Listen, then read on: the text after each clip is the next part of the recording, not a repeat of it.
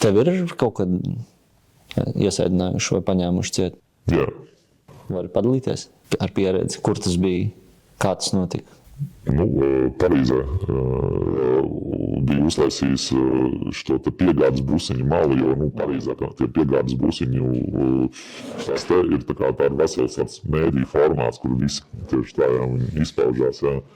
Un tas ir vesels žanrs. Jā. Tieši tā, kur var apskatīt.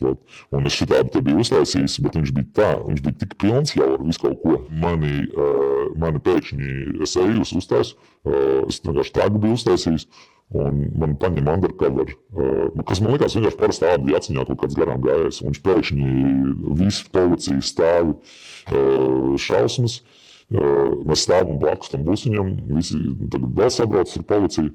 Un viņi tagad pēta to busiņu, un viņi nevar saprast, ko es esmu izdarījis ar busu. Un es skatos, kā manam tagad pil pinti vēl. Tā kā redz, kā viņi brīnās, viņi nesaprot, kurš kas ko nobildē, visi būs aizved uz iecirkni.